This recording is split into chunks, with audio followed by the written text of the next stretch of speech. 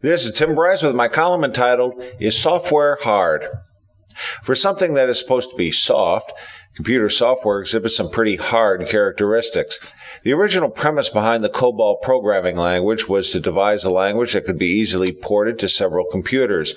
This never truly happened due to computer manufacturers who tweaked the language to suit their particular needs. What ran on an IBM machine, for example, didn't necessarily run the same on Honeywell, Univac, or the rest of the bunch. Consequently, software developers had to maintain different versions of source code to suit the particular needs of the various computer compilers. This plagued all third-generation languages until Sun introduced Java in the 1990s. The Java premise that a programmer should write once, run everywhere, was the right idea, and the language began to gain momentum, until it ran into Microsoft, who didn't want to turn the operating system into an inconsequential afterthought. Java lives on, but not to the extent it should have, and developers are back to managing separate versions of source code. The point is, software does in fact exhibit some very hard characteristics, as it is married to the host computer configuration, which doesn't make it very portable. As mentioned, this creates headaches for those of us, particularly commercial software vendors, in terms of maintaining consistency in the different versions of our products. So, what to do? Back in the 1970s and 1980s, our company was faced with the dilemma of managing a single product on over a dozen different computer platforms.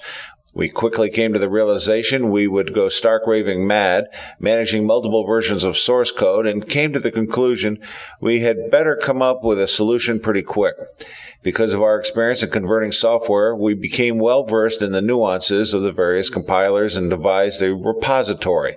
We called it a filter program at the time, which maintained the rules of the various compilers. We were also very disciplined in writing code to specific standards and embedded certain switches in the base source code. When we were ready to produce a new version of our product, we would feed the base code into our filter program, which would then create the different versions of the source code ready for compilation. This saved us an incredible amount of time and brought consistency to all of the versions of the product. In other words, our programming staff worked with only one set of programming code, not multiple variations. The filter program then analyzed it and created the necessary permeation for a targeted platform. As compilers changed, we would update the filter program accordingly. We also learned to maintain print maps, screen panels, messages, and help text separate from the source code, which greatly enhanced our ability to create a new version of the product to suit a foreign language and culture. See my article on creating universal systems. Let us take it a step further. For years, we have touted there are logical and physical dimensions to information systems. We look upon systems and subsystems, the business processes, if you will, as logical constructs, and procedures and programs as physical constructs. Further, data components such as inputs, outputs, files, records, and data elements can be specified logically and implemented physically many different ways. Let me give you an example. Back in the 1980s, one of our customers, a large Fortune 500 electronic conglomerate, bought into our logical physical concept and decided to put it to the test.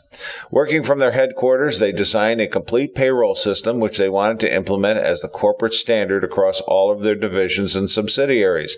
They completed the system with a recommended programming solution they wrote themselves. No packages were used, which I believe was an IBM MVS solution using COBOL. However, they recognized this implementation wouldn't work across the board in the company.